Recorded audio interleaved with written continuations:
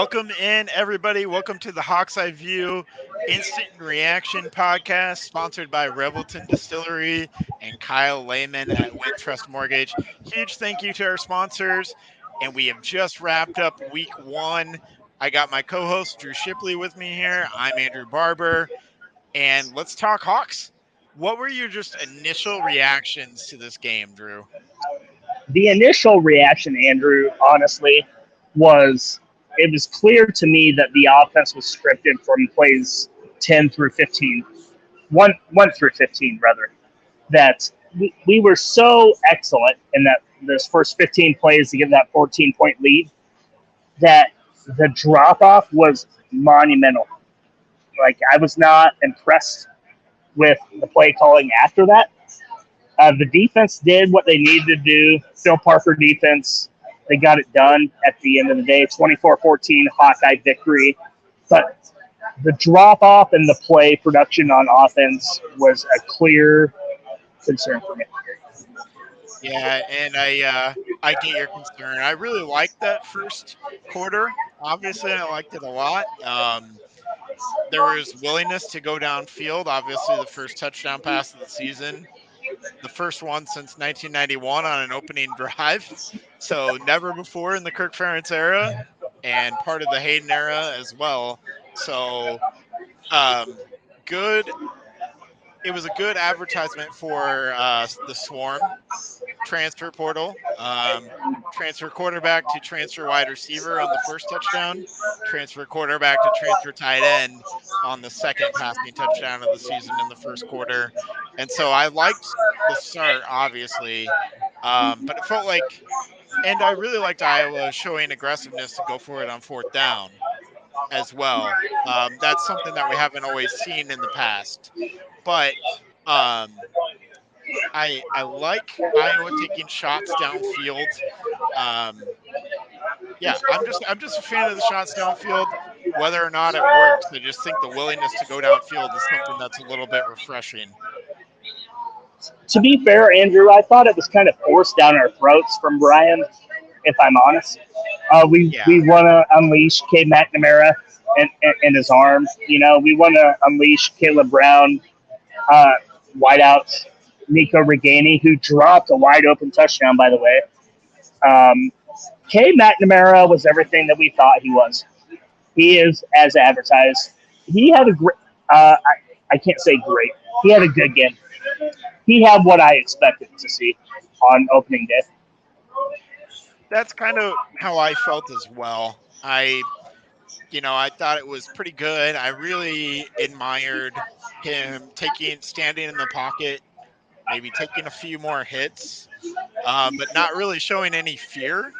I both simultaneously liked and didn't like him taking those kinds of hits. Not Didn't against like it. Utah. Not against Utah State, Andrew. Like, I don't want to see y- that. Yeah, I don't like it from the perspective of the O line and the running backs have to clean up their pass protection a lot. But I do like it because last year that's just not something that would have happened at all. Like quarterback play last year would not have allowed for the quarterback to stand in and make any sort of plays at all. Like you would expect absolutely nothing, happy feet all the time, throwaways, passes sailing over receivers' heads. And, Cates threw a couple of passes into trouble today, but for the most part, it wasn't what we saw last year in terms of the quarterback play. So I think we saw improved quarterback play. My real concern with the offensive line, which there was plenty, was the lack of the running game. The not being able to just line up and run straight down their throat. You figured with the early passing success that might kind of open up some running lanes, but it didn't really do that. I know Caleb Johnson broke maybe one or two that went for more than 10 yards, but it wasn't as dominating in that regard as what I thought it probably would be. And when we had Jason on from Utah State, the beat writer there, he said that their strength was their defensive line, and I think that held true after the initial shock of the 10 to 15 plays from the Iowa offense. They were imposable. They were kicking ass at the line of scrimmage, to be quite frank. And at the end of the day, rushing numbers weren't that bad when you're looking at yards per carry. I think Caleb Johnson averaged almost 5 yards a carry. I think I'm with you, Andrew. We were texting about the lack of willingness to run the football. I think they might have needed to run the football more. Yeah, I thought that was something that they were going to maybe force the issue with, and they really didn't. And I don't know if that was because of a lack of early success or because they wanted to get Cade and the passing game going and maybe show that off. I don't really know what the reason was for it, but another weird thing that I saw on Twitter was Utah State apparently didn't come out until about 30 seconds left on the clock before the game. And so, like, the officials had to go get them. And so it was kind of weird because it seemed like Utah State, like, took almost all the time in the locker room. Like, they didn't come out until 30 seconds before game time. And it kind of showed with, like, Utah State had a lot of dumb penalties kind of throughout the game and early on. And Iowa was able to capitalize on some of those. A lot of dumb penalties to keep Iowa drives alive. I think things were going really well and rolling, and then Iowa went for that 4th and 1 and got stuffed. Where again, I like the call to go for it on 4th down. I love the aggressiveness, but I think typical Iowa would have gone for a field goal, and maybe that's when Kirk should have gone to his conservative self and gone for a field goal at that point to go up 17-0 rather than keep it 14-0 and get stuffed, give Utah State a little bit momentum. Momentum plays a big factor into college football games, and I think that was kind of a momentum changer there. And then the disaster second quarter that we all saw, right? So I think it was a combination of, poor play calling, poor execution, but let's look on the bright side a little bit. Iowa scored 14 points in 2 games, the first 2 games last year. We got 24 today. We We didn't hit did our get 24 today. We Yeah. didn't hit our 25. Do you think yeah, you think Brian and yeah, Kirk are thinking about that at all? 100%, Andrew. We're already -1 in a non-con against a team that was projected to be one of the worst in all of FBS. Like, I don't understand how we went from 14-0 in the first 10 to 12 plays on offense to virtually doing nothing after that. Not until at least halftime. Like, I I don't understand what was going on in the play calling scheme. I really don't.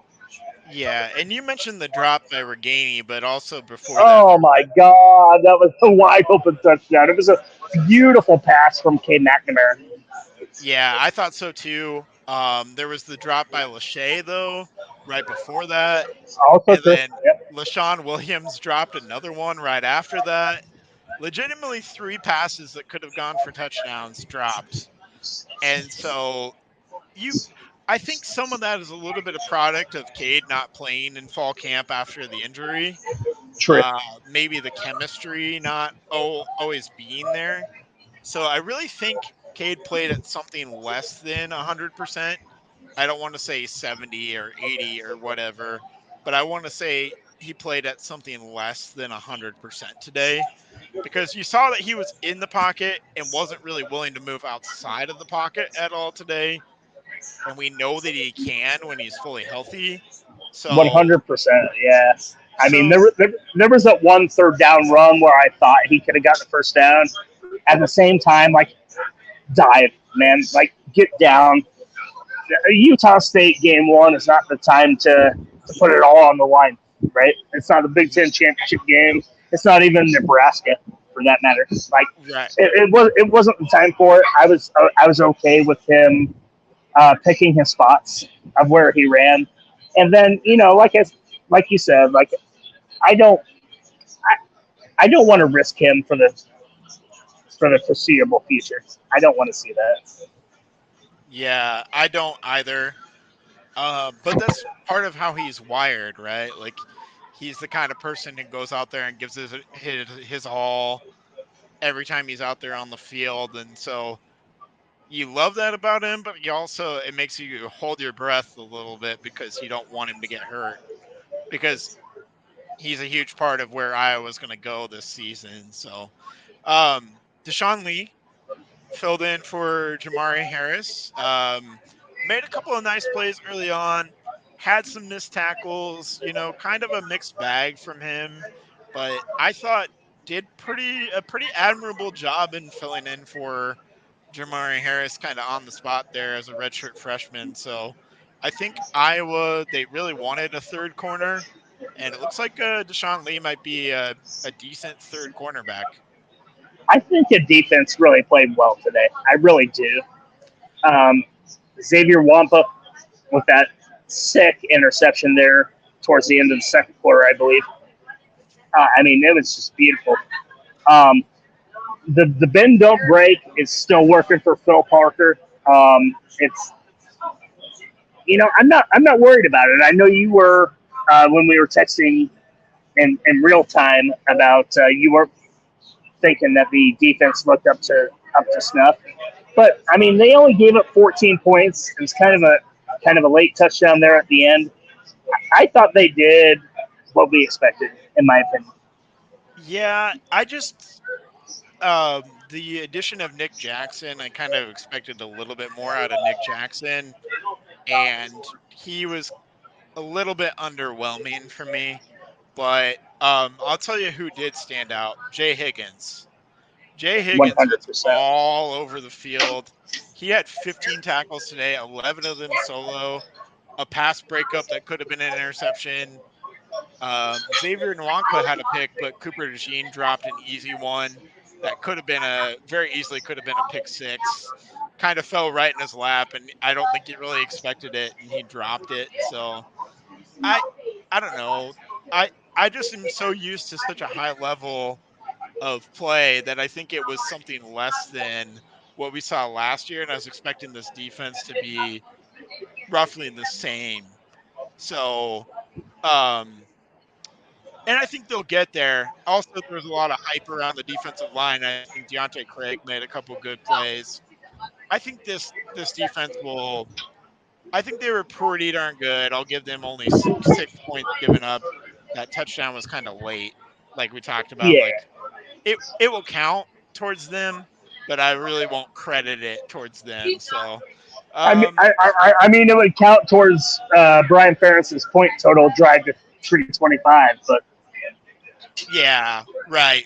But I mean, it will count in the score sheet as the defense gave up 14 points, but in all reality, they gave up six. six. Because we played a lot of second team guys when that Utah State got that touchdown drive put together. So, um, yeah, in all reality, how about the punt getting blocked? A little bit of weird stuff on special teams early on. It looks like they got it figured out, but I was not happy with it.